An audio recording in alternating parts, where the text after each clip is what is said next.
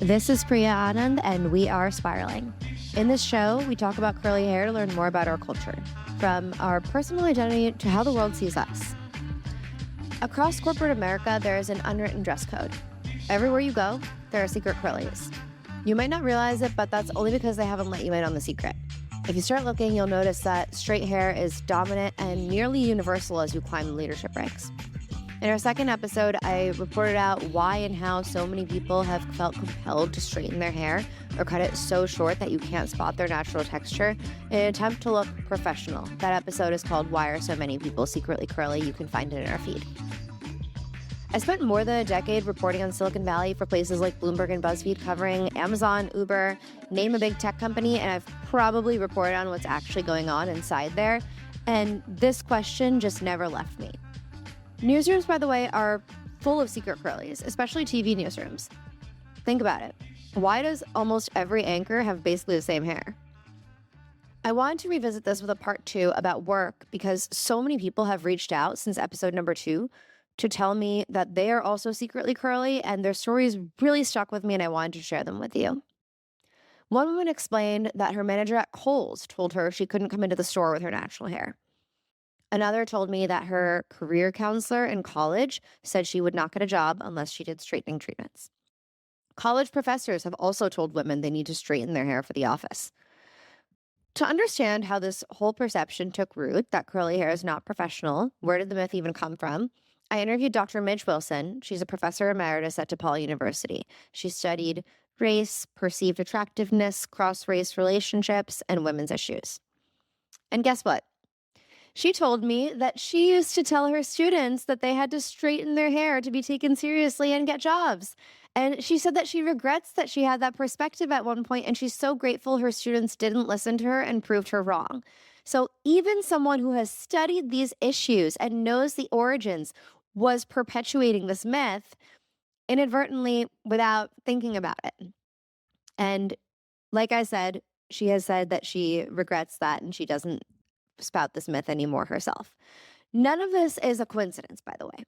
Just like how it's not a coincidence that a disproportionate number of CEOs are white men over 6 feet tall, I found a stat that indicates that about 14.5% of all men in the US are 6 feet or taller, but among Fortune 500 CEOs, that number is 58% reportedly. So that just tells you none of these things are coincidences. And for so many people, this myth around curly hair and its perceptions sank in so early, and that leads this cycle to self-perpetuate. More people see only one kind of look represented in certain settings, and they assume it's the look we should all have. I first became attuned to this pattern in middle school when other girls around me began straightening their hair regularly, and this continued in high school. And they told me that I should straighten my hair too, but I never really did very often, and I'm still not sure how I didn't succumb to the pressure. I think the answer is largely in part because, have you ever tried to hold a straightener up to your head for that long? It really makes your arm quite tired. It takes hours, even if you're strong. And getting that close to your head does mean risking forehead burns. In college, I watched as other women in dorms would put themselves through the same ritual of panini pressing their hair before job interviews. And I went to school in Washington, D.C., where nearly every woman in politics had smooth, straight strands. Stylists have told me that my theory is true, by the way. Their clients have told them that they need to straighten their hair more regularly because they're getting promoted into leadership roles and need to look a certain way at board meetings and conferences. This perception that curly hair is not professional, of course, has roots in colonialism, as we explored in episode 2. When the British were taking over the world, they wanted people who looked like them to be installed as leadership in every place. But this perpetuated the idea that you were uncivilized or lesser if you had more textured hair. And it's unsurprising and yet also an unfortunate origin story that still continues to influence how we see ourselves and how the world sees us. But here's something worth considering. Both Queen Elizabeth I and II wore their hair with curls. Queen Elizabeth II reportedly used rollers. And if you look up portraits of Queen Elizabeth I, she actually also clearly had curls. So somewhere along the way, this bizarre idea started poisoning our minds, and it continues to have a stronghold. Former head of the Democratic National Committee, Representative Debbie Wasserman Schultz, she came on We Are Spiraling for episode 3, and she revealed that she's been pressured throughout her career to straighten her hair. Michelle Obama also talked about this in her book, The Look, that came out last fall, and she said she kept her hair straight because it would have been a public distraction if she didn't, and she cared more that healthcare laws got passed.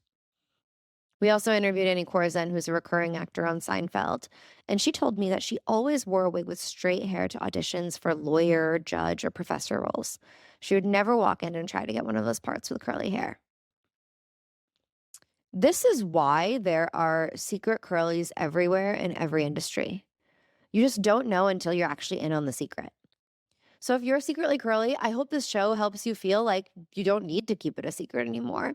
If you wish to straighten your hair, amazing. But if you wish to go the other direction, it should be your choice. Tell me your story. I'm Priya at wearespiraling.com. And one request, please follow us and subscribe in your podcasting app and leave a review if you love the show. We're still a new show, and this helps other people find us too. And it really means a lot to me. You can find us on Instagram and TikTok at We Are Spiraling. And this show is engineered by Citizens of Sound and hosted by Mayura, my upcoming hair care line that launches this fall. You can sign up for the waitlist at mayurabeauty.com. That's MAYURA beauty.com. Our theme music is by the one and only Lap Gun. Talk to you next week.